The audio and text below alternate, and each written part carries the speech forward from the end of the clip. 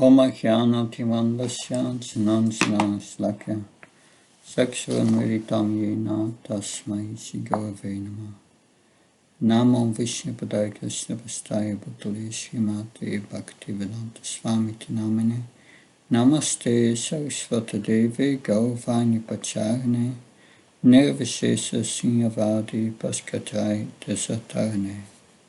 Narayanam Namaskrityam Naram Cheva Narottanam Devim Saraswatim Vyasam Tato Jyamudiyayat Nastmir Sabatresu Nityam Bharvata Sevya Bharvati Utamaslake Bhaktivaibhava Naistike. So today we will finish chapter 25, the glories of devotional service. Text 30 till text 44. So today we will hear devotee requesting Kardama Muni to explain the yoga system, but in a way that she can understand, because she presents herself as less intelligent. And then Kapila Muni will explain first how devotional service dissolves, pure devotional service dissolves the subtle body. And then he explains how to become absorbed in him, and he will stress the benefits, explain the benefits of devotional service. So we will mainly look at the following points. Of course, the relationship of varieties of liberation to bhakti, 5 forms of liberation, and the devotee accepts 4 of them if they are offered, but he is not aspiring for them. And then the principles of deity worship will be explained, and the relationship between deity worship and liberation, and then the mentality of a devotee towards the next life. So we will start now with text 30. Om Namo Bhagavate Vasudevaya Tadetame Viyanihi Yataham Mandadirt Are Sukham Bhutyeya Durpodam Yosabhavat Anugrahat. My dear son Kapila, after all, I'm a woman. It's very difficult for me to understand the absolute truth, because my intelligence is not very great. But if you will kindly explain it to me, even though I'm not very intelligent, I can understand it and hereby feel transcendental happiness. So knowledge of the absolute truth is not very easily understood by ordinary man or by a less intelligent man. But Srila Prabhupada writes, if the spiritual master is kind enough to the disciple, however unintelligent the disciple may be, then by the grace of the spiritual master, everything is revealed. Yasya prasado bhagavad prasado, yasya prasado naratikutopi. That one devotee approached Srila Prabhupada and said, yes, I'm a woman. For me it's very difficult to understand transcendental knowledge. And Srila Prabhupada replied, yes, if you think you are a woman, it will be very difficult. So that's the bodily concept of life. That the more we are attached to the biblical concept of life, the less we can understand. That is by the grace of the spiritual master, Srila Prabhupada says. Text 31. Now Maitreya is speaking. Maitreya uvacha vidit vartam kapilo matur etam yata sneyo yatra tam vabhijata tatvam nayam yat pravadanti sankyam provachavai bhakti vitana yogam. Can someone read the translation, please? Sri Maitreya said, after hearing the statement of his mother, Kapila could understand her purpose, and he became compassionate towards her because of being born of her body. He described the Sankhya system of philosophy, which is a combination of devotional service and mystic realization, as received by disciplic succession.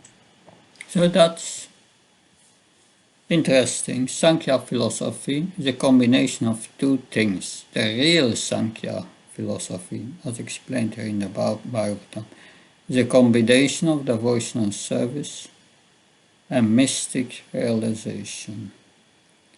So to extract ourselves from the contamination of matter, we need devotional service, which leads to mystic realization. Interesting. Now, Lord Kapila start to speak in text 32. Shri Bhagavan Vacha Devanam Gunalingyanam Anusravikya Karmanam Sattva Evaika Manaso Vrittisva Bhavikituya Animita Bhagavati Bhakti Siddhir Garishyasi. Can someone read the translation and the first paragraph of the purport? Only the first paragraph. I can read mine. Thank you.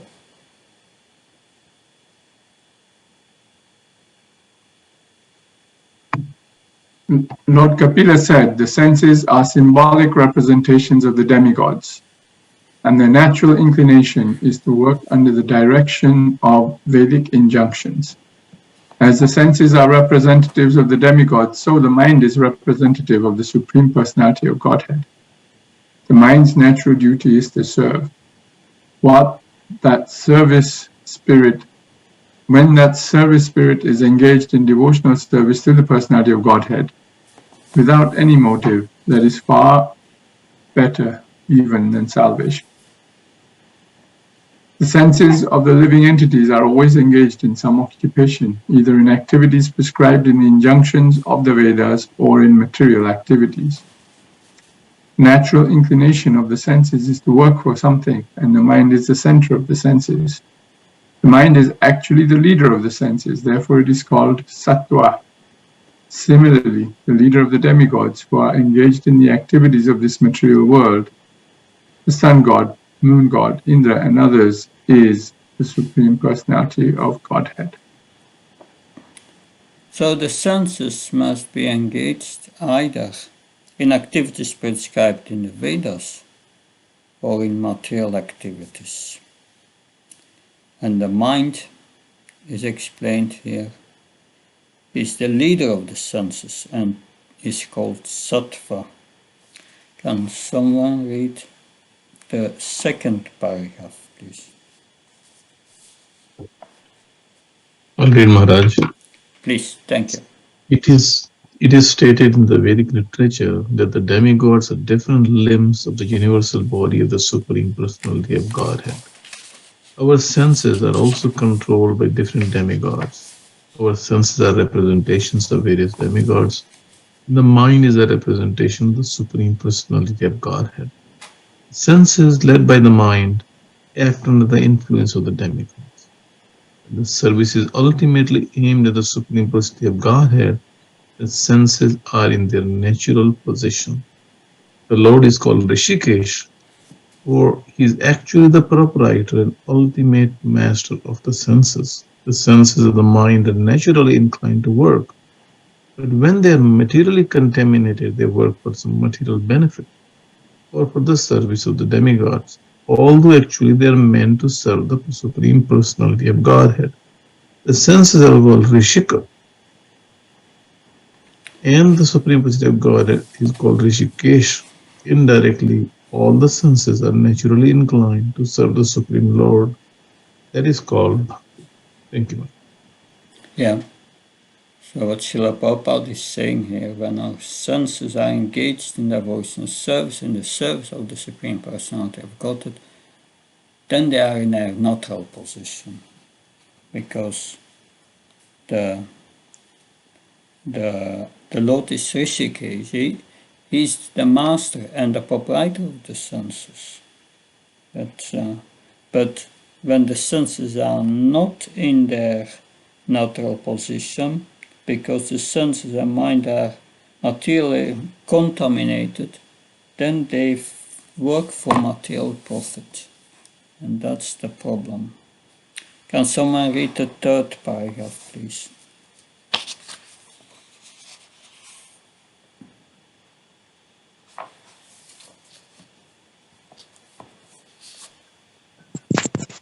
Kapila Deva said that when the senses, without desire for material profit or other selfish motives, are engaged in the service of the Supreme Personality of Godhead, one spirit of servant siddhi, salvation. Bhakti, the inclination to serve the Supreme Personality of Godhead, is in a transcendental position far better than mukti or liberation. Thus, bhakti is the stage after liberation. Unless one is liberated, one cannot engage the senses in the service of the Lord. When the senses are engaged either in material activities of sense gratification or in the activities of the Vedic injunctions, there is some motive. But when the same senses are engaged in the service of the Lord and there is no motive, that is called animitta and is the natural inclination of the mind. The conclusion is that when the mind, without being deviated either by Vedic injunctions or by material activities, is fully engaged in Krishna consciousness or devotional service to the Supreme Personality of Godhead, it is far better than the most aspired for liberation from material entanglement. So, Thank you, Maharaj. thank you. So this has to be understood properly, because, yes, so when the senses and the mind, when the mind is not pure and there are material desires, then the mind and senses will act for material profit, because there are selfish motives that so the spirit of service is better than mukti, it is said. A transcendental position better than liberation. So when one comes to that level of pure devotional service and has only as motive to serve the Supreme Lord, one has already surpassed liberation. So bhakti is a stage after liberation. Does that mean that we cannot practice bhakti before liberation? Yes, we can, because it is the means and the end. But our practice of devotional service is mechanistic, by following rules and so on. So the devotion is not really there, but the service is there through the, and that purifies us. That if we practice these rules and regulations with a proper inner attitude, that's the condition. That therefore we must stand without offenses, because offenses is an inappropriate attitude of disrespect towards the holy name, disrespect towards the spiritual master, disrespect towards the scriptures, and so on. So service to the Lord without material motive is animitta. It's a natural inclination of the mind. Then the mind will feel satisfied. And now text 33. Can someone read this? Yeah, I just will first recite Sanskrit. Yaratyatya surya kosam nigirnam analoyata. Can someone read the translation, please? Hare Krishna Maharaj. Thank you. Bhakti, devotional service, dissolves the subtle body of the living entity without separate effort, just as fire in the stomach digests all that we eat. Yeah. So, Bhakti devotional service dissolves the subtle body. We have heard at the end of the second canto, 2:10:6. It's good to remember always that verse 2:10:6 gives us the definition of what liberation is. Someone asks you what's liberation, then you recite 2:10:6. Muktir in itvan yata rupam svarupena vyavastiti. Liberation is the permanent situation of the form of the living entity after he gives up the changeable, gross and subtle material bodies.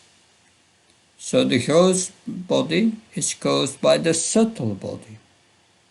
So if we give up the subtle body, then we get liberation. Giving up the subtle body means spiritualizing the subtle body, purified from its material desires. That can only be done by bhakti, root and everything. It dissolves the subtle body, and only bhakti can do that. Jnana yoga cannot do that, and also the Ashtanga yoga cannot do that. So the devotee does not have to try separately to attain liberation. First attain liberation and then devotional service. No. Devotional service is the means and the end. So to engage oneself in service of the Lord is to liberate oneself from material entanglement. So at the end here of the first paragraph, it's mentioned Shri Bilva Mangal Thakur explained this position very nicely. He said, if I have unflinching devotee unto the supreme feet of the Supreme Lord, then mukti or liberation serves me as my maidservant. Mukti, the maidservant, is always ready to do whatever I ask. So bhakti is better than mukti. Can someone read the second paragraph, please? For a devotee, liberation is no problem.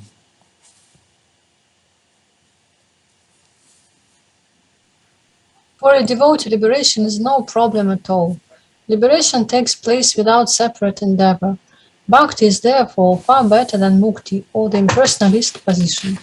The impersonalists undergo severe penances and austerities to attain mukti, but the bhakta, simply by engaging himself in the bhakti process, especially in chanting Hare Krishna, Krishna Krishna, Hare Hare, Hare Rama, Rama Rama, Hare Hare, immediately develops control over the tongue by engaging it in chanting and by accepting the remnants of foodstuff offered to the personality of Godhead. As soon as the tongue is controlled, naturally all other senses are controlled automatically. Sense control is the perfection of the yoga principle, and one's liberation begins immediately as soon as he engages himself in the service of the Lord. It is confirmed by Kapila Deva that bhakti or devotional service is gariyasi, more glorious than siddhi, liberation. So control the tongue by chanting and accepting prasad. And now we will hear about the relationship of the between of the varieties of liberation. There are 5 kinds. Their relationship to bhakti. Naikatmatam me spriyayanti kechin matpada seva birata matiha yen yon yato bhagavata prasasya sahajayante mama pausani. Can someone read the translation, please?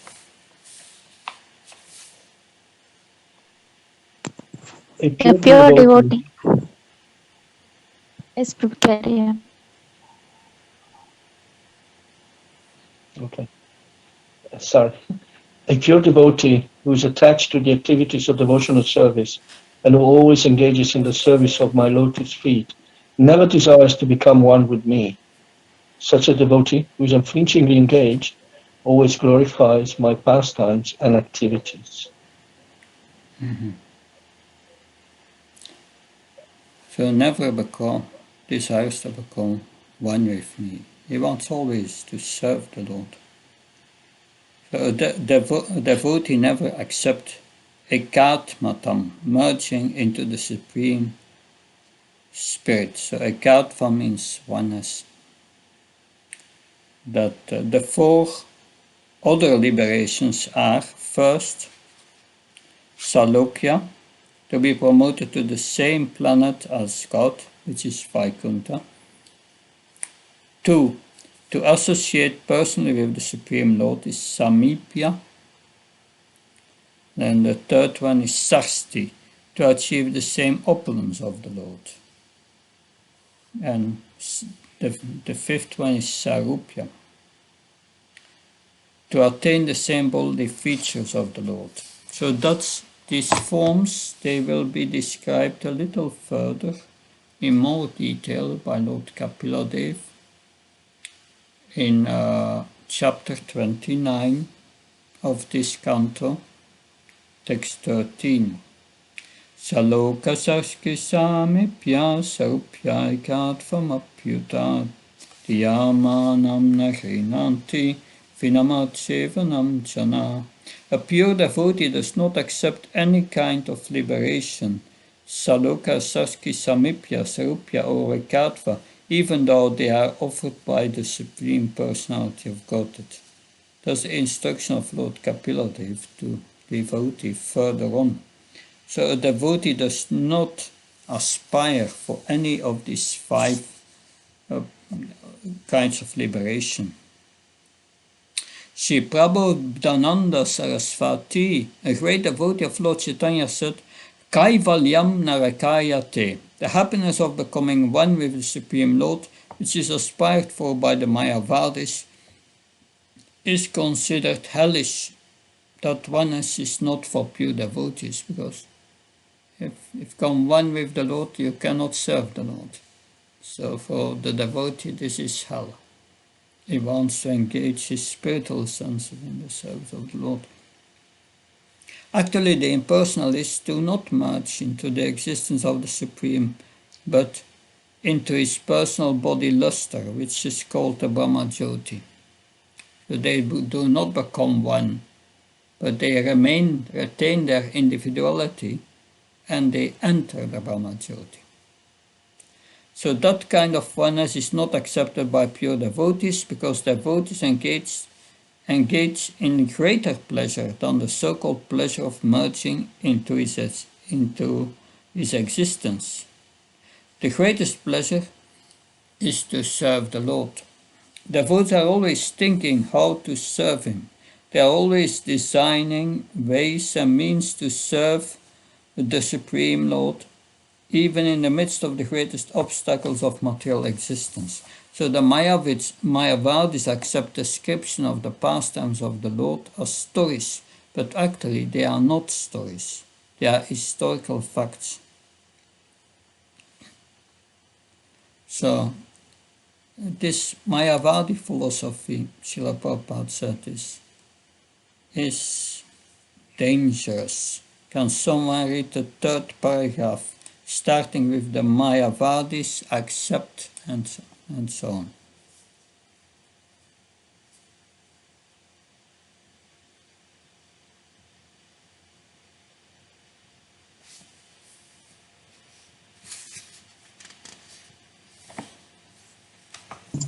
I can read again, Maharaj. Yeah, thank you, Vilaman.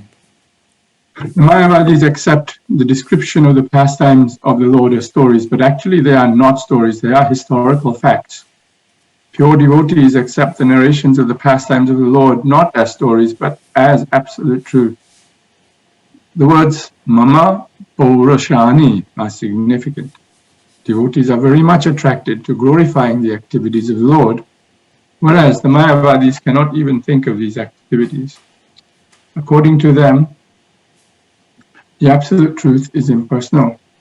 Without personal existence, how can there be activity? The impersonalists take the activities mentioned in Srimad Bhagavatam, Bhagavad Gita, and other Vedic literatures as fictitious stories, and therefore they interpret them most mischievously. They have no idea of the personality of Godhead. They unnecessarily poke their noses into scripture and interpret it in a deceptive way in order to mislead the innocent public. The activities of the Mayavad philosophers are very dangerous to the public, and therefore Lord Chaitanya warned us never to hear from any Mayavadi about any scripture. They will spoil the entire process, and the person hearing them will never be able to come to the path of devotional service to attain the highest perfection, or will be able to do so only after a very long time. So the Srila Prabhupada points out how dangerous this Mayavadi philosophy is. In the fourth paragraph, he explains that bhakti is transcendental to mukti.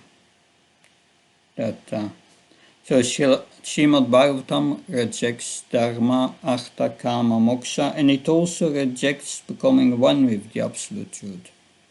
So the Srimad Bhagavatam is especially meant for the pure devotees, those who are always engaging in Krishna consciousness. Pure devotees worship the transcendental activities of the Lord in Vrindavan and relish the pastimes in Vrindavan, Dvarka, Mathura, as narrated in the Srimad Bhagavatam. So now we are going to 35. Now we will hear about the principles of deity worship. Pashanti te me ruchiranyamba santa Pashana vaktra runalochanani Rupani divyani varapratani Sakam vacham spriyaniyam vadanti. Someone read the translation, please.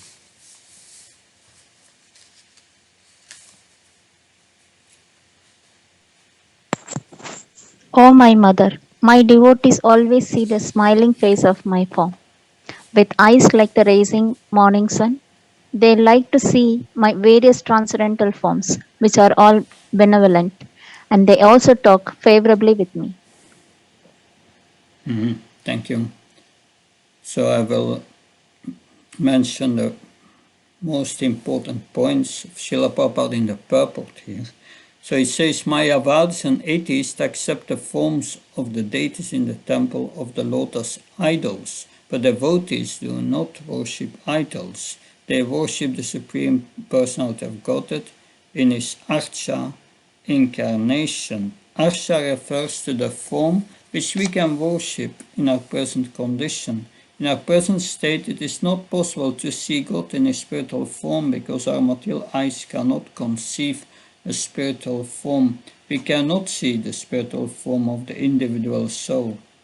When a man dies, we cannot see how the spiritual form leaves the body. There are many Shastric injunctions which gives instructions for carving forms of the Lord. These forms are not material. If God is all-pervading, then He is also in the material elements. The devotee's vision is smeared with love of God. As soon as they see the Lord in His different forms, the devotees become saturated with love, for they do not find any difference between the Lord and His form in the temple, as do the atheists. So at the end of this purport, Srila Prabhupada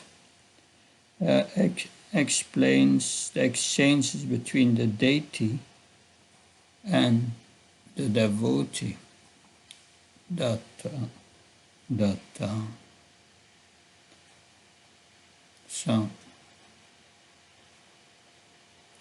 So can someone read the last part of the purport till the end, starting with the smiling face of the deity in the temple?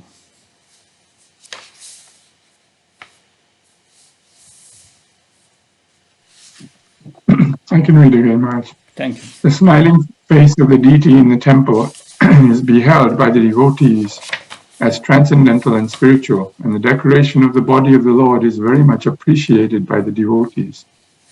It is the duty of the spiritual master to teach how to decorate the deity in the temple, how to cleanse the temple, and how to worship the deity. There are different procedures and rules and regulations which are followed in the temple. How to cleanse the temple and how to worship the deity. There are different procedures and rules and regulations which are followed in the temples of Vishnu, and devotees go there and see the deity, the Vigraha, and spiritually enjoy the form because all of the deities are benevolent. The devotees express their minds before the deity, and in many instances the deity also gives answers. But one must be a very elevated devotee in order to be able to speak with the Supreme Lord. Sometimes the Lord informs the devotee through dreams. These exchanges of feelings between the deity and the devotee are not understandable by atheists. But actually the devotee enjoys them. Kapil Muni is explaining how the devotees see the decorated body and the face of the deity and how they speak with him in devotional service. That's interesting. So one time, this is in the memories of Srila Prabhupada disciples. It's one Prabhupada disciple who said yes. Once Srila Prabhupada came to a temple, and which he did not visit for a long time, and he came before the deities, and he started to speak with the deities. That and asking them, do they take nicely care of you? And the devotee heard what Prabhupada was saying, was close to Prabhupada, but then the deity must have answered, but that he could not hear. But then Srila Prabhupada smiled, and then the conversation with the deity continued. That's interesting. And so he could only see one part of the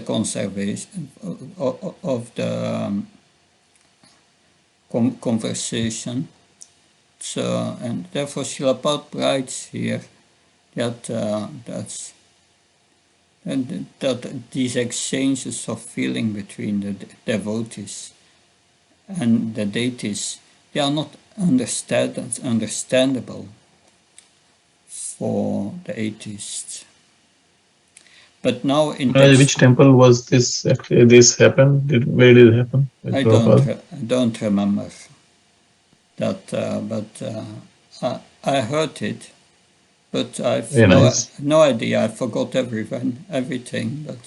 But I remember the essence of this conversation. I don't know where it happened. So text 36 describes the relationship between deity worship and liberation. How can deity worship bring us to liberation? Daher darsaniya vayave udara vilasa seksitavama suktam Itat manorita pranam sabhaktir Anicca me gatimam vimprayunte. Can someone read the translation, please? I read. Please, thank you. Upon seeing the charming forms of the Lord, smiling and attractive, and hearing his very pleasing words, the pure devotee always loses all other consciousness. His senses are freed from all other engagements, and he becomes absorbed in devotional service. Thus, in spite of his unwillingness, he attains liberation without separate end. Thank you. So he does not desire liberation, but still he attains it. That's interesting. That it does not strive for it. That it's also that the absorption is so deep that one loses all other consciousness. And that's something we have to endeavor for. There are no other engagements, just absorbed in devotional service. Srila Prabhupada writes, and that's very surprising. He says, even third-class devotees are liberated souls. So it is explained here that although they do not have knowledge, simply by seeing the beautiful decoration of the deity in the temple, the devotee is absorbed in thought of him and loses all other consciousness. Simply by fixing oneself in Krishna consciousness and engaging the senses in the service of the Lord, one is imperceptibly liberated. And that's confirmed by nectar of devotion. Iyayasya Dasya Karmana Manasakari Nicholas Apavashtasu Shiva Mukta Sauchate. When one engages one's body, mind, convictions all in the Supreme Lord, is imperceptibly liberated. That, of course, Mamsya Vyapacharina Bhaktioguna Sevita Sakadan Samatichidam Brahma Bhuyaya Kalpate. So one transcends the modes of nature. That, so that means liberation. So by practicing and discharging pure devotional service, one becomes equal to Brahman. Brahma Bhuyaya Kalpate. So the living entity in its original state is Brahman because he is part and parcel of the Supreme Brahman. That's what we are. But by forgetfulness of his real nature as an eternal servitor of the Lord, he is overwhelmed and captured by Maya. When one is trained to become conscious of his position, he understands that he is a servitor of the Lord. Even the third class devotee, Srila Prabhupada said, he is in knowledge of the Absolute Truth, but simply offering, because simply he offers obeisance with great devotee, he thinks of the Lord in the temple. He brings forth flowers and fruit to offer to the deity. So if one does that, one becomes imperceptibly liberated. Shradayamvita, with great devotion, the devotees offer worshipful respect and paraphernalia to the deity. So impersonalists who become devotees become attracted by the beauty of the Lord. And we have examples from that.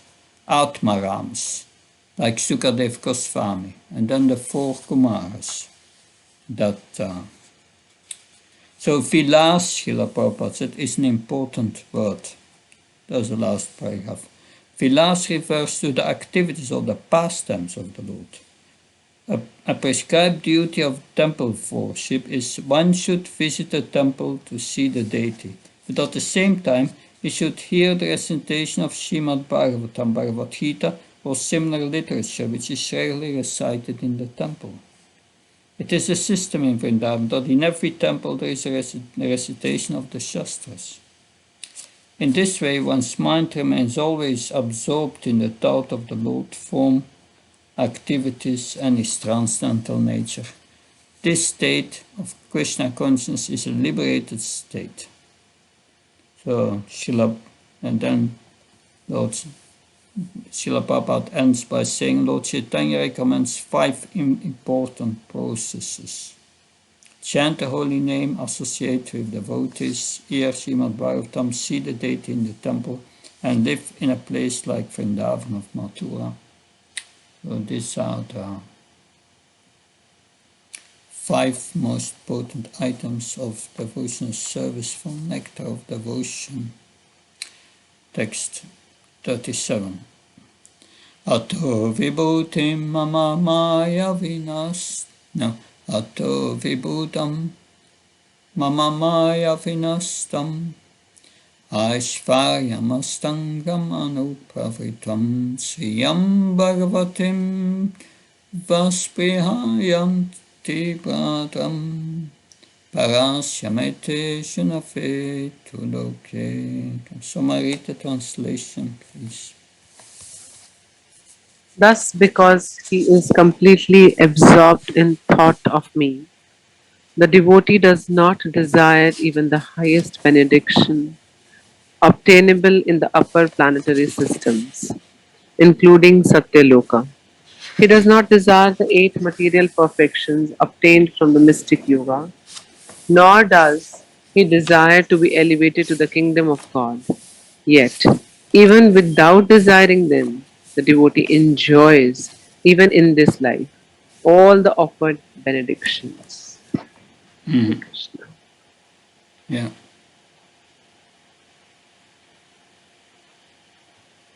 So the devotee is not bereft of all of these advantages offered by these other yoga systems. So the vibhuti, or opulences, Srila Prabhupada writes, offered by Maya are of many varieties. On higher planets, there are immense possibilities for material enjoyment. The duration of life on higher planets is far, far greater than on these planets. Besides, there are other opulences which the yogis can achieve by their mystic power. A devotee does not aspire for all these material pleasures. Lord Chaitanya has taught that one should not desire material opulence or material reputation, nor should one try to enjoy material beauty.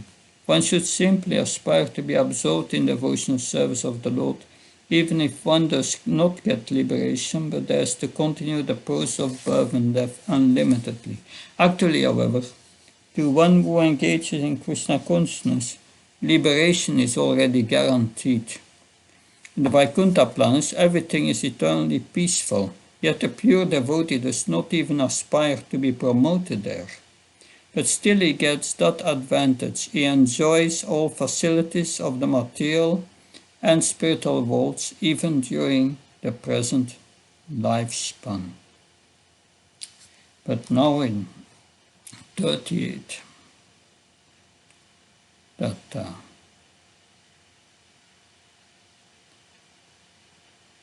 so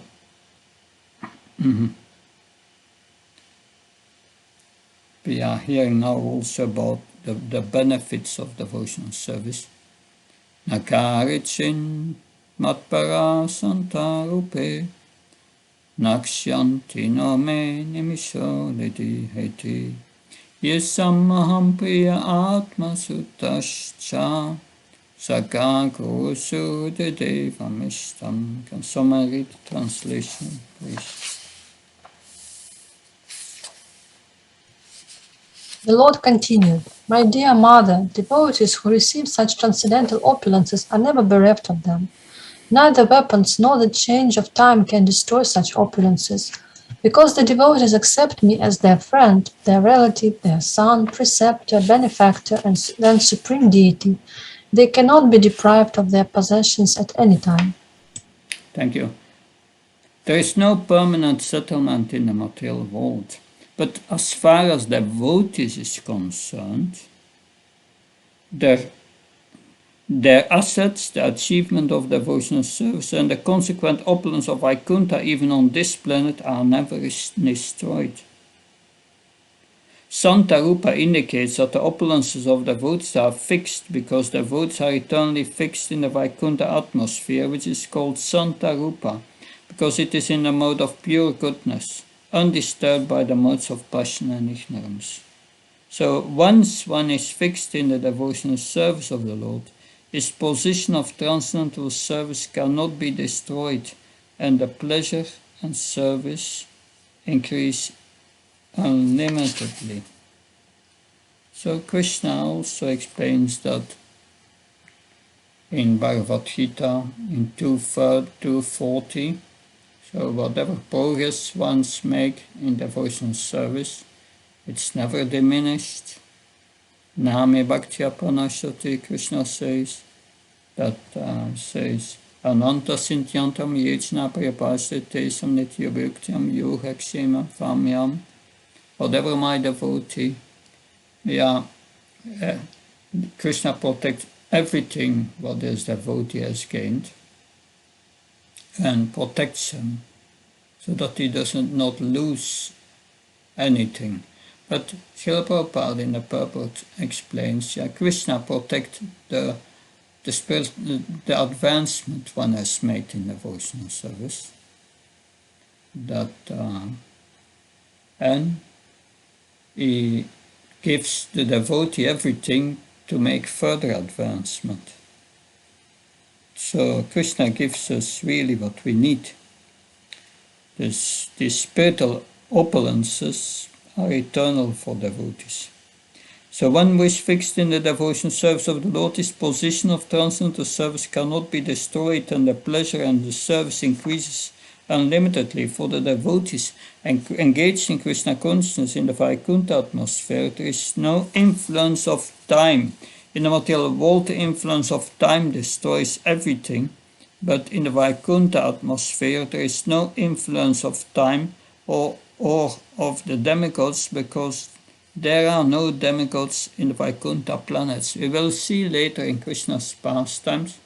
In the spiritual world, time is facilitating Krishna's pastimes. If they need more time, there will be more time. But there is no influence of time. Here in this world, everything deteriorates because of the influence of time.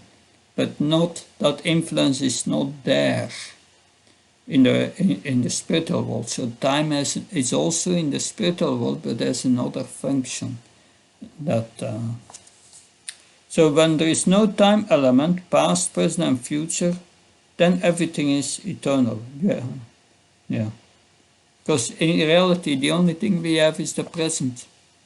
That's what we have. Our mind may go to the future or lament about the past, but then we lose the present, and that's what happens. And the present, being in the present, that's spiritual. So this verse uses the words na nangshanti, indicating that the transcendental opulences will never be destroyed. The reason for freedom from destruction is also described. Any relationship in which we accept that the Lord is eternal, that this relationship cannot be destroyed, and therefore the opulence of those relationships will never be destroyed. So the propensity for love is in all living entities. So Srila Bhattal explained it expertly in the purport. These points are not easy to understand. But from this verse we can learn that we can love the Supreme Personality of Godhead as our dearmost object, as a friend or a son, as a preceptor or as a well-wisher, and there will be no cheating and no end to such love. So Krishna will never cheat you. In relationships in this world we are cheated finally because it ends or it breaks, and heart breaks, so many things. So we shall eternally enjoy the relationship with the Supreme Lord in different aspects. So a special feature of this verse is the acceptance of the Supreme Lord as the Supreme Preceptor. So we should accept Krishna as the Supreme Spiritual Master. Krishna, of course, means Krishna and his confidential devotees. So the Spiritual Master is a representative of Krishna, but the real Spiritual Master is Factory Krishna. So the conclusions received from Bhagavad Gita directly from the speeches of the Supreme Lord Krishna can never be changed. There is no use interpreting Bhagavad Gita. It is eternal. Krishna should be accepted as one's best friend. He will never cheat. Yes, he will never cheat. That is interesting. Because in Bhagavad Gita, at a certain moment, Krishna says, Name Bhaktya Pranashati. My devotee will never perish. Oh Arjun, you declare to everyone that my devotee will never perish. And then you have this sweet comment of Srila Baladev Vidyabhushan, and he puts lines between the verses of Bhagavad Gita. And so one of these verses, after that verses, which he put between, then Arjuna is saying to Krishna, you want me to declare it? Why are you not doing it yourself? And Krishna says, I'm from Mathura. And those from Mathura, they are known as cheaters. But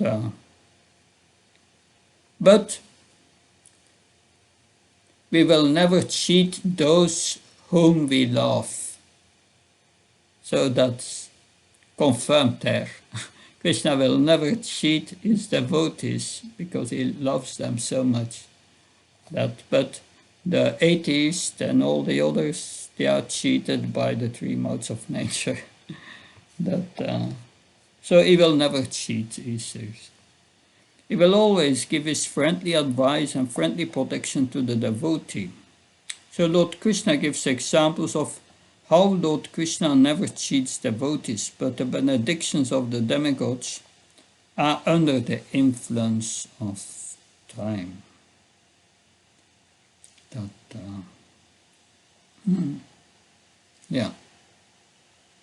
Okay, text 3940. Good. Imam lokam tataivanam atmanam upayayinam atmanam manuye cheha ye raja pasafo kriha visrechya sarvam anyamsya mamivam vishvatomukam pachantananyaya bhaktya tanmrityo atiparaye. Can someone read the translation, please?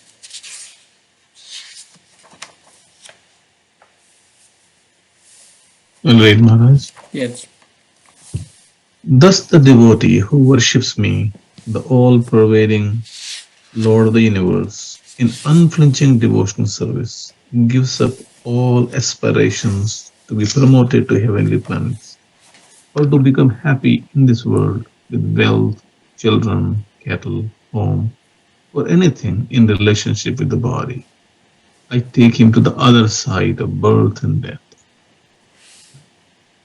So, unflinching devotion service means engaging oneself in full Krishna consciousness or devotional service, accepting the Supreme as all in all. Since the Supreme Lord is all-inclusive, if one worships Him with unflinching faith, he has automatically achieved all other opulences and performed all other duties. So the Lord promises herein that He takes His devotee to the other side of birth and death. That's a promise here. So Lord Chaitanya therefore recommended that anyone who aspires to go beyond birth and death should have no material possessions. It means one should not try to be happy in this world or be promoted to the heavenly world, nor should he try for material wealth, children, houses, or cattle. So for a devotee there is no concern for this life or the next, because in any life he does not desire elevation in material prosperity or a high-grade or low-grade life. He prays to Lord, my dear Lord, it does not matter where I am born, but let me be born even as an ant in the house of a devotee. A pure devotee does not pray to the Lord for liberation from this material bondage, The pure devotee never thinks that he is fit for liberation, considering his past life and his mischievous activities. He thinks that he is fit to send to the lowest region of hell. The devotee is always conscious of his real position. Only by his full surrender to the Lord, by the Lord's grace, are his suffering made shorter. So a devotee prays, for my misdeeds, may I be born again and again. But my only prayer is that I may not forget your service. May I be born again and again, but let me be born in the home of your devotee so that I can again get a chance to develop myself. A pure devotee is not anxious to elevate himself in his next birth. He has already given up that sort of hope. Then Srila Prabhupada in the purport further describes the mentality of a pure devotee. So it is stated in Bhagavad Gita that without knowledge of the devotee, the Lord arranges for his devotee to be immediately transferred to this transcendental abode just after leaving his body. After quitting his body, he does not go into the womb of another mother. That is the Lord's special mercy. So the Lord promises here, I take him to the other side of birth and death. 41. Nanyatramat Bhagavata Pradana Parosasvarat Atmana Sarvabhutanam Payam Tivam Nivartate. Someone can read the translation, please. The terrible fear of birth and death can never be forsaken by anyone who resorts to any shelter other than myself. For I am the ultimately Almighty Lord, the Supreme Personality of Godhead, the original source of all creation, and also the Supreme Soul of all souls. So it is indicated here, and Srila Prabhupada writes, that the cycle of birth and death cannot be stopped unless one is a pure devotee of the Supreme Lord. One cannot surpass the cycle of birth and death unless one is favored by the Supreme Personality of Godhead. Unless one comes to the point of surrendering to the Supreme Personality of Godhead, no process can give him liberation. So, and then it's referred to 10.2.32 that yen yervandaksha vimuktamanina tvayasta bhava avisuta bhutaya aruya kichena padam tata patantyudanati tayusma angraya. So, yes, Lord Brahma and other demigods prayed to the Lord when Krishna was in the womb of Devaki. My dear Lord is I, Lord. There are persons who are puffed up with the thought that they have become liberated or one with God or have become God, but in spite of thinking such a puffed up way, their intelligence is not laudable. They are less intelligent. So also Bhagavad Gita 7.19 confirms that purified intelligence arises in a person of a wise man. Bahunam jnanamante jnanamam pavachate vasdev sarvameti samatma sudurlabha. After many births, one who is actually advanced in intelligence surrenders unto the Supreme Lord. So one should not be satisfied simply with knowing that one is Brahman. He must engage himself in the service of the Supreme Brahman, Parabrahman. So that is Bhakti. The engagement of Brahman should be in the service of Parabrahman. So the Bhagavatam says that because non-devotees neglect the transcendental loving service of the Lord, of the lotus feet of the Supreme Personality of Godhead, their intelligence is not sufficient. And therefore, these persons fall down. So the living entity must have some activity. He must have some activity. If he does not engage in the activity of transcendental service, he must fall down to material activity. As soon as one falls to material activity, there is no reserve from, no, there is no rescue from the cycle of birth and death. But by the grace of the Lord, simply by surrendering unto Him, one can get out of the cycle of birth and death. Madbayat vatu vatu yam suryastapati madbayat Pashatindro tata agnir metyushati madbayakam. So I read the translation, please.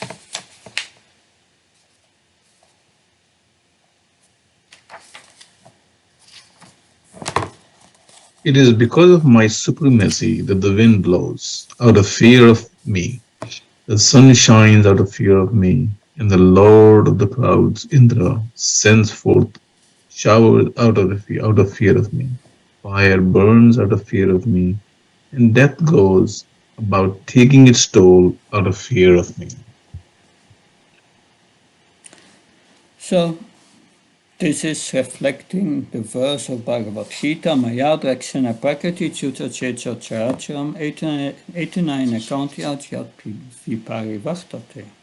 The material nature, which is one of his energies, is working under my direction, which is one of my energies, is working under my direction of Snafkunti, producing all moving and non-moving beings. Under its rules, this manifestation is created and annihilated again and again.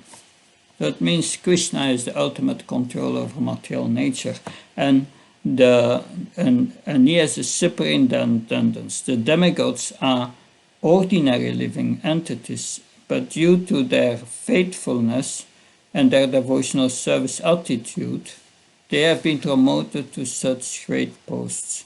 So the Supreme Personality of Godhead has a huge government, and he requires assistance of demigods, which are considered his bodily limbs, because he's in the background, everything is performed punctually and regularly. So one who has taken shelter of the Supreme Lord is protected from all other influences. He no longer serves or is obliged to anyone else. Of course, he's not disobedient to anyone, but his full power of thought is absorbed in the service of the Lord. Factual statements of the Vedas. Then we have the last lines of the purport that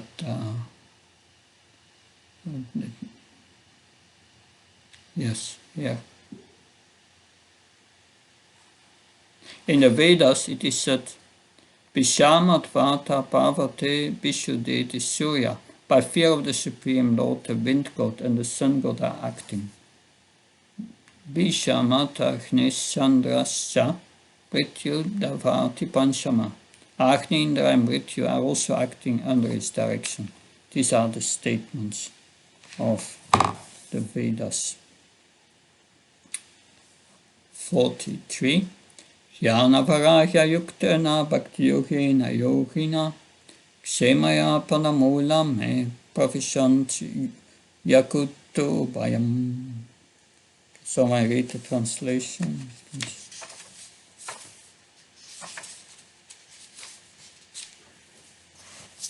The yogis equipped with transcendental knowledge and renunciation and engaged in devotional service for their eternal benefit takes shelter of my lotus feet. And since I am the Lord, they are thus eligible to enter into the kingdom of Godhead without fear. Okay, that's promising. So the first class yogis, as described in Bhagavad Gita, are those who are constantly thinking of the Lord, the Supreme Personality of Godhead, Krishna. The yogis are not without knowledge and renunciation. To become a Bhakti Yoga means to automatically attain knowledge and renunciation. This is the consequent result of Bhakti Yoga, so the benefits. Vasudeve Bhagavati Bhakti Yoga Payochita Yanyat Yasvarhyam Jnanam Sayat Haidukam. This is Srimad Bhagavatam 127. By rendering devotional service unto the Supreme Personality of Godhead, Sri Krishna, one immediately acquires causeless knowledge and detachment from the world. So there is no explanation for these attainments. It's a haitoki, without reason. They come.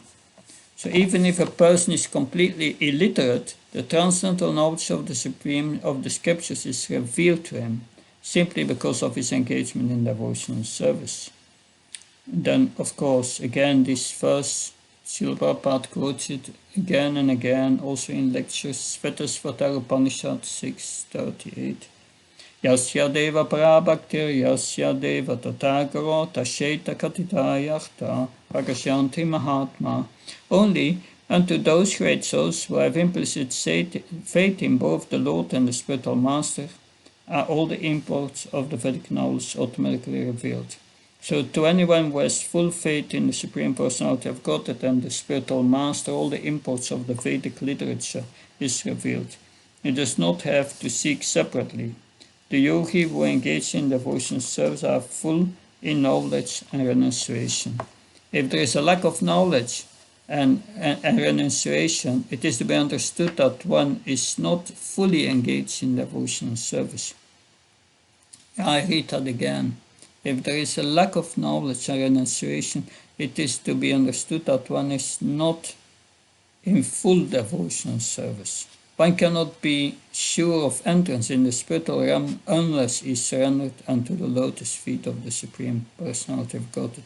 Surrendered souls are akuta bhaya, doubtless or fearless, and their entrance in the spiritual kingdom is guaranteed.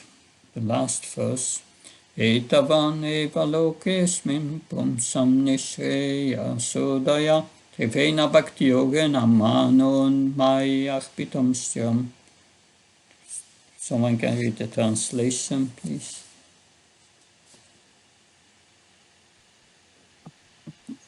Therefore, persons whose minds are fixed on the Lord engage in the intensive practice of devotional service. That is the only means for attainment of the final perfection of life. Thank you. So one should fix his mind on the lotus feet of Krishna or his incarnation, Srila Prabhupada writes. And then he says, Ambarich Maharaj is an example. He fixed his mind on the lotus feet of the Lord. He spoke only on the pastimes of the Lord. He smelt only the flowers and tulsi offered to the Lord. He walked only to the temple of the Lord.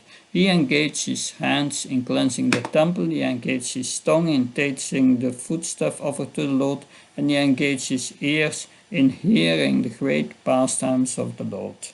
So all his senses were engaged. So because the mind is the master of the senses, when the mind is engaged, then all the other senses is engaged. So this is Bhakti Yoga. Yoga means controlling the senses. So that is the end of our chapter 26. I will now have a break and then we will discuss the main points after the break, that to see if we have understood everything in this chapter. So it's now nearly 1840. So 10 to 7, in 10 minutes, we resume. We have a break of 10 minutes now. Thank you.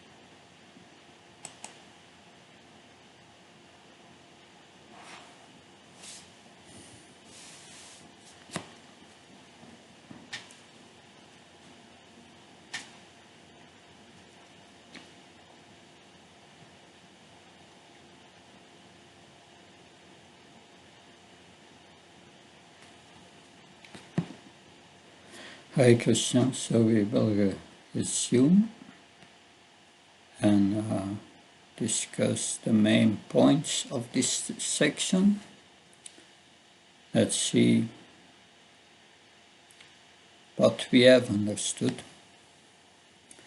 So the first point was the relationship of varieties of liberation to bhakti. Someone can explain what we have heard about the varieties of liberation to bhakti and the attitude of the devotee towards bhakti?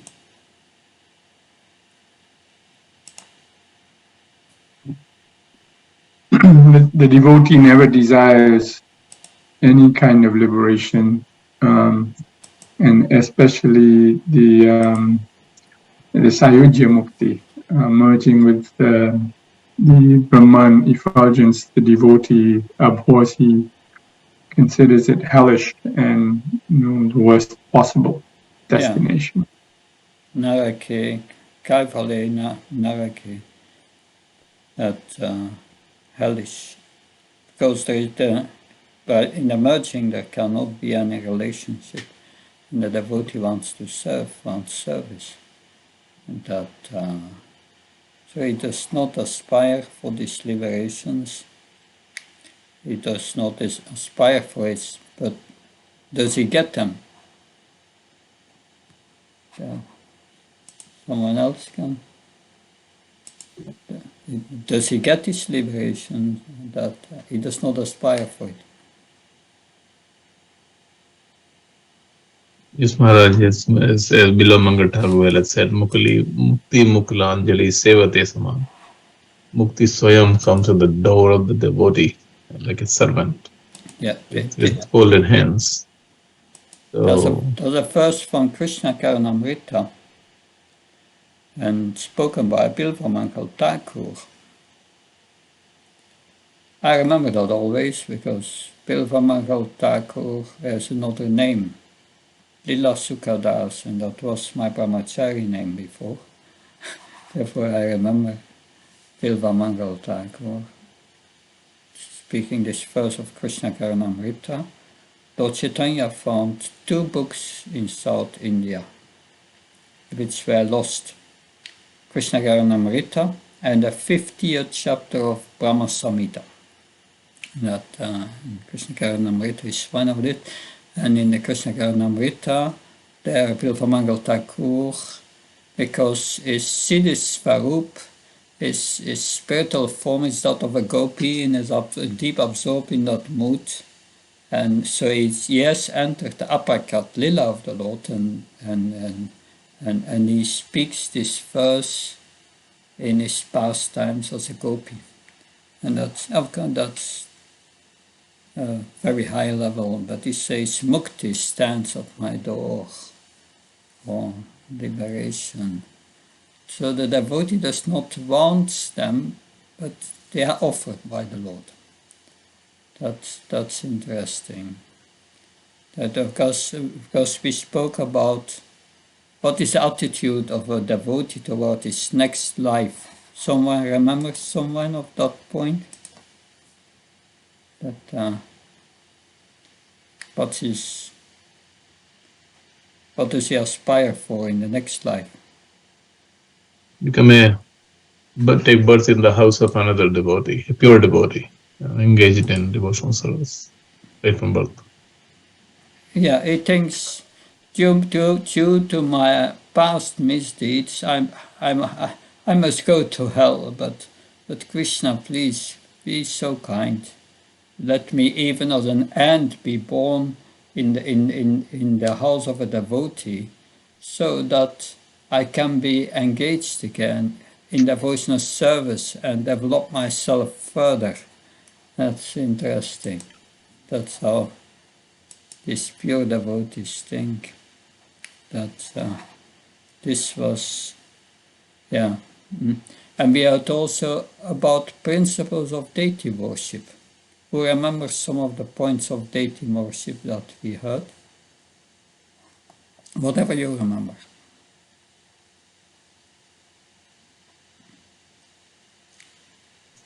I hope Harik. yes, please. Um, Mainly in the purport, Srila Prabhupada elaborates on that we cannot see the Lord with our present eyes, so we need material, so-called material form for that, and there is an Arti Vigraha form of the Lord that we Yeah, can worship, we can see its beauty, we can decorate it, we can offer our service to this form, and even exchange our emotions, our thoughts with this form, although he mentions that it's for exalted devotees, but nevertheless, we can speak our mind to the deity yeah, anyway. yeah. There is an exchange of emotions and thoughts, and that's nice. That yes, that. Let's see. Actually, Yes. sorry, I just want to add a little bit. We can really perceive it in our community. There are Radha Krishna deities, the first actually Radha Krishna deities in Russia. There are other deities now.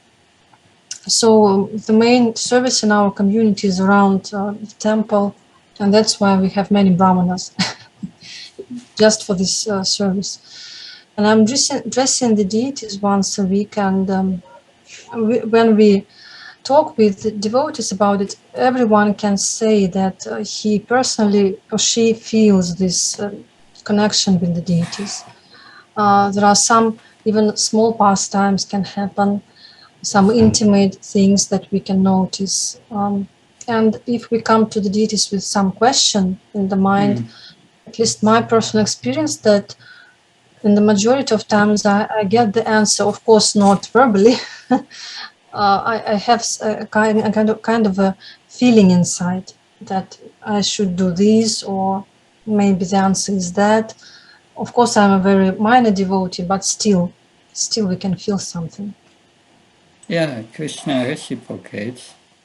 That I remember that when it is 25 years ago, I was Pujari in Belgium here in Radedes, and in the morning I was dressing Gaunitai.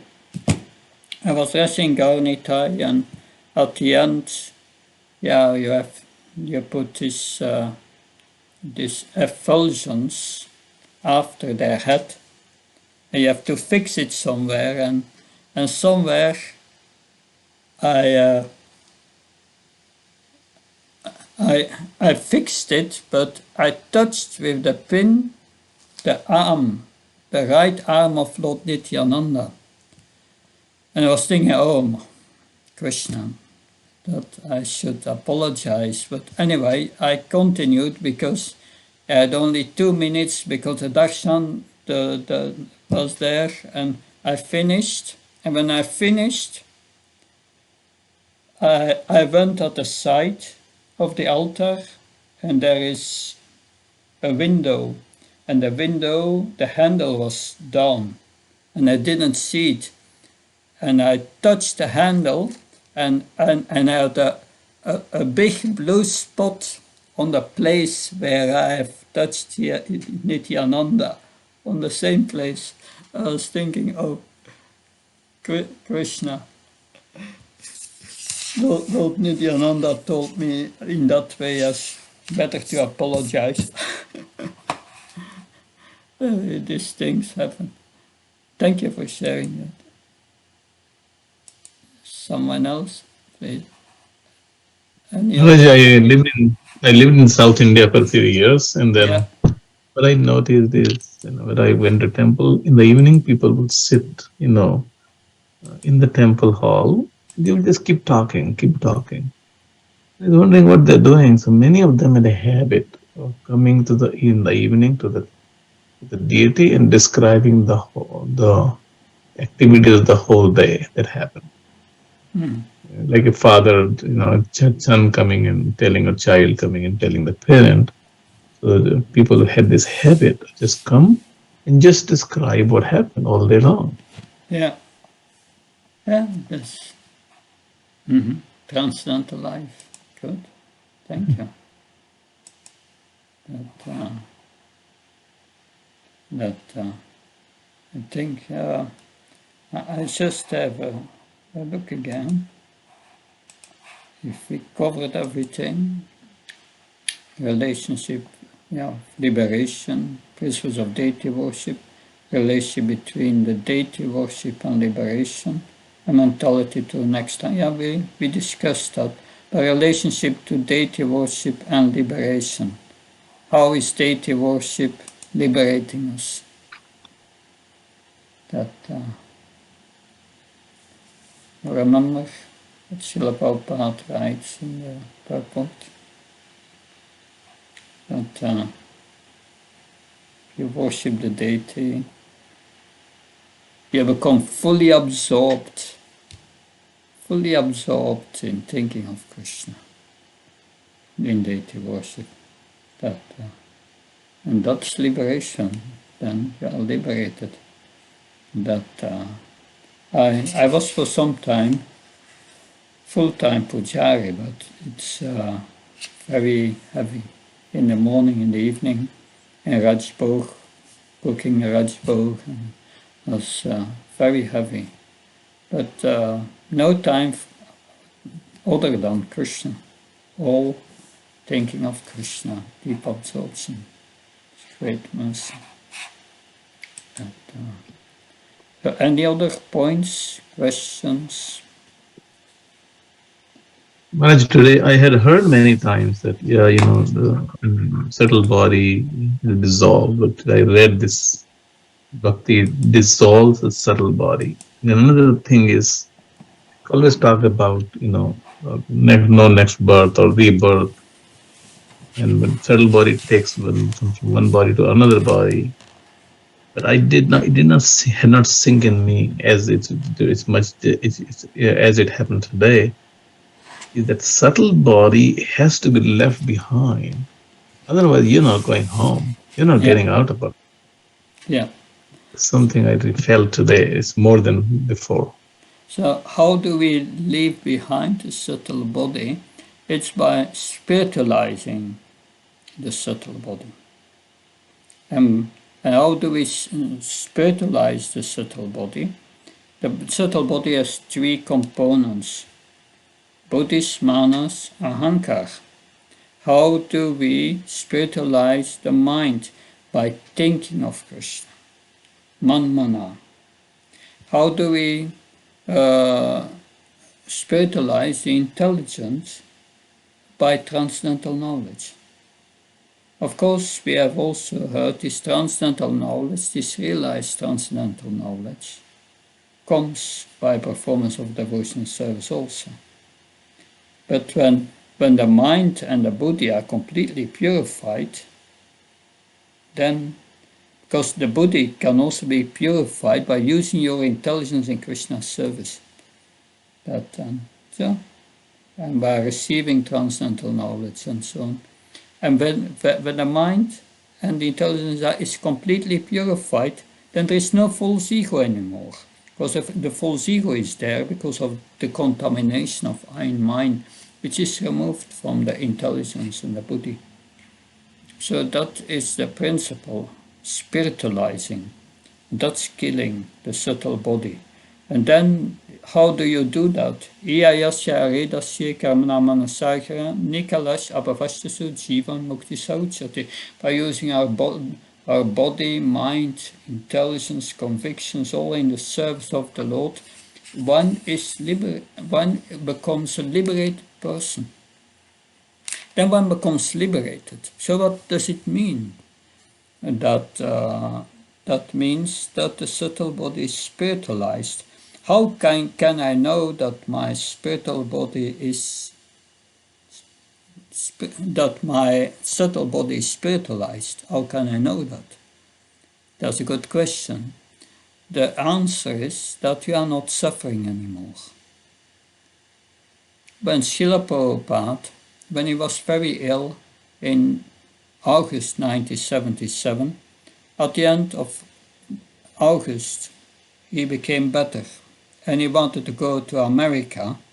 So they arranged for a flight first to London, but when he came in London, he became very sick again. And he was a whole day in bed. And I came down sometimes on a palanquin with these big glasses you can see on the film, on the video. But when I was in bed the whole day, a devotee asked him, Prabhupada, are you suffering? Prabhupada replied, I don't feel anything. There was no suffering. There's no identification with the body anymore. That means that the subtle body was completely spiritualized. So that's the test. So that's what I understand about liberation through getting rid of the subtle and the gross body, it is said. 2.10.6 Muktir in yam yata rupan svarupena vyavastiti. That svarupena vyavastiti means one is situated in one's spiritual body again, the permanent situation, and have given up the gross and subtle body. So one can be liberated and still have the gross body, but at the end of the gross body, no transmigration anymore.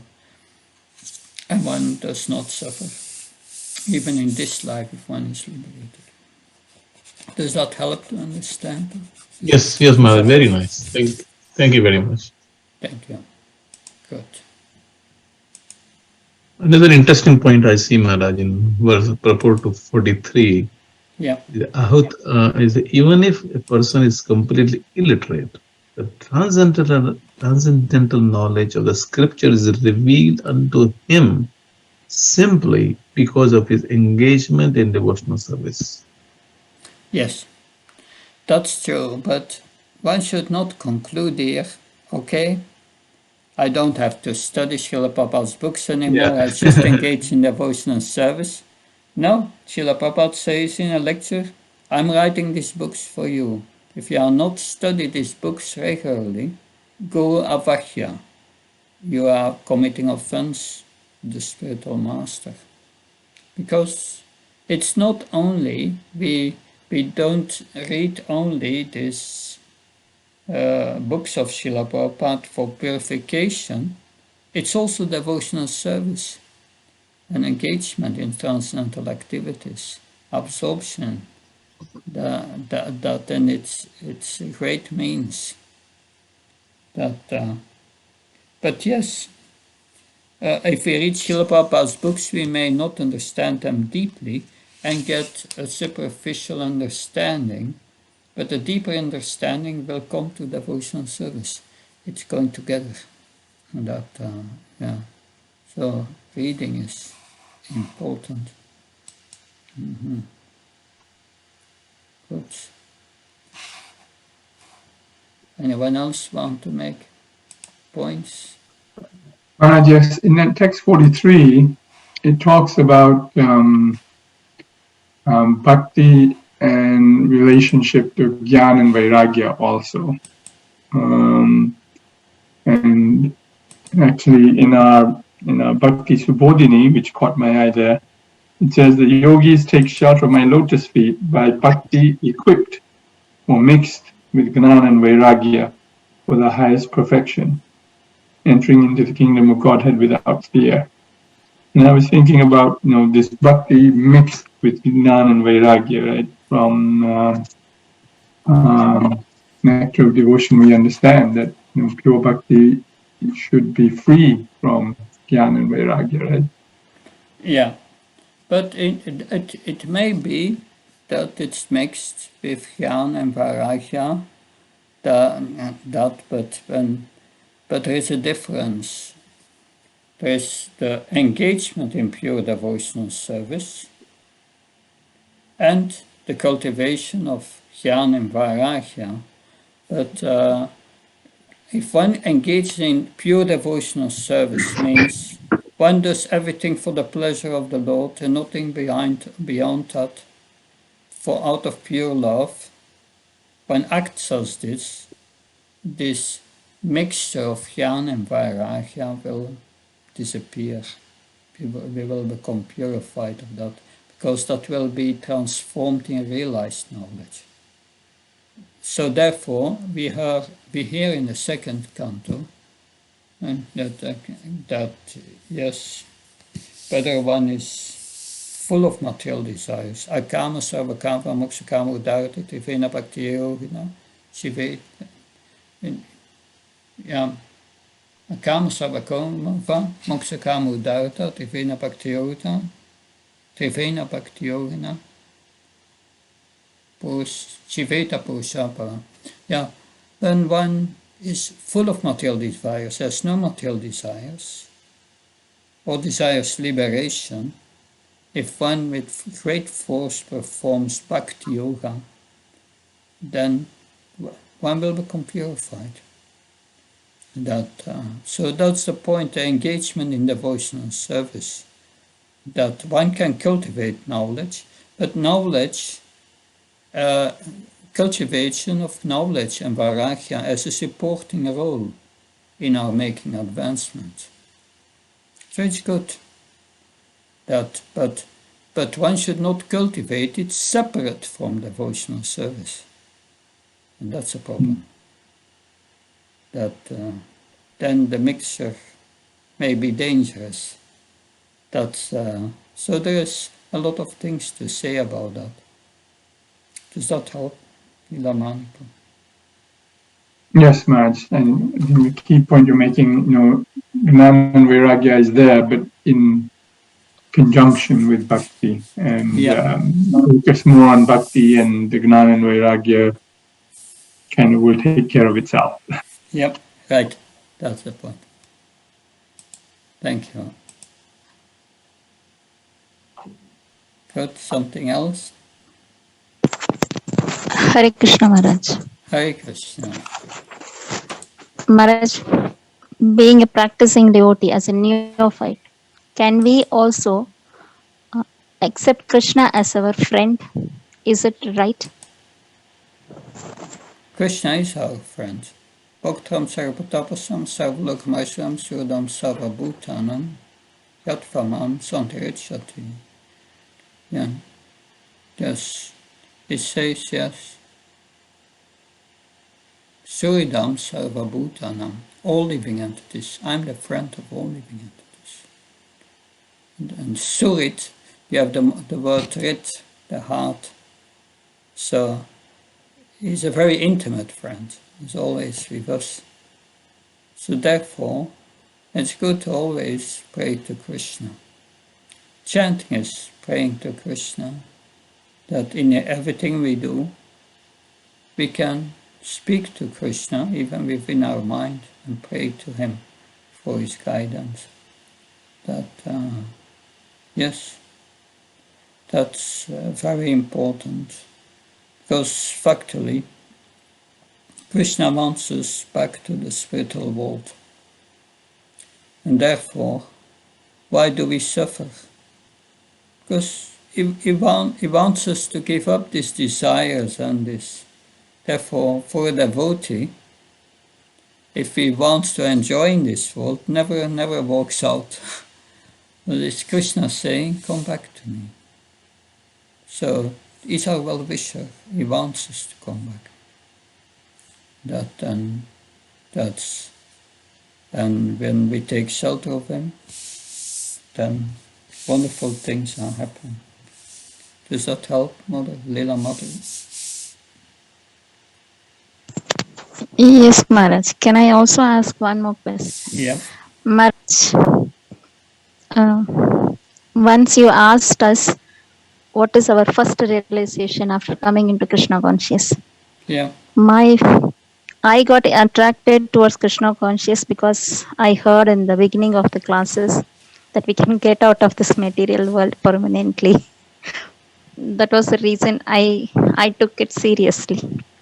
So can I still have that same desire? Because now I keep hearing that this is a third class devotee's desire to get out of this material world. Or should I change my desire? Yeah, my experience is desires you cannot change all of a sudden, but it's not bad to desire to be free from suffering. That's good. and go back to the spiritual world. But at the other side, besides that desire, we must learn to say to Krishna, whatever you arrange for me is fine with me. You want me to serve in this material world a few more lifetimes? I will do just to serve you, out of love for you. So whatever situation you bring, good or bad or whatever, I accept as your mercy. So that is a realization we must gradually. There's one more. Yes? Yes, Maharaj. I do understand that I should accept whatever Krishna gives. There's one more question in today's portion. A pure devotee does not realize the time. That means time doesn't gives it effects on the pure devotee being in this material world. What is the meaning of that? In this material world, there is time. So, how can I understand this? How time is not working on a pure devotee in this material world? Yeah. This we heard already in the second canto, 2.3.17. Ayurarati vaipum sam udyamastam syanaso tasyatyayat kshanoni tautamastoka vartaye. Both by rising and setting, the sun decreases the duration of everyone, except one who utilizes the time by discussing topics of the all-good personality of Godhead. So that is for the people. The sun comes up and the day goes and the sun sets and their life becomes shorter. But for a devotee who is engaged fully in Krishna consciousness, time has no influence because he gets eternal life. After the end of this body, he continues his service, it never stops. So eternal time cannot stop his service. It's going on eternally. And that's the meaning. That for other people their lifetime is diminished, but the devotee gets eternal life. So there's no question of diminishing eternal life. And that, so if we perform pure devotional service, that is guaranteed. Does that help, Vilamadu? Yes, Maharaj. Thank you so much. Okay. Hare Krishna. Thank you. Thank you for your questions. Very nice. Good. I think we come at the end of this session. I was very happy to discuss these two chapters with you. I've chosen these two chapters because they are very important chapters. That especially this chapter 25 is the essence of the teachings of Lord Kapila-dev. Of course, much more you will hear in next chapters.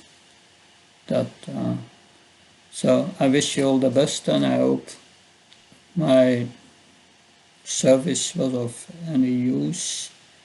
Please forgive my offenses, and maybe in a later section we will see, if Krishna willing, we meet again. Thank you. Hare Krishna. Jai Thank you, Maharaj. It was really a pleasure getting your association this time.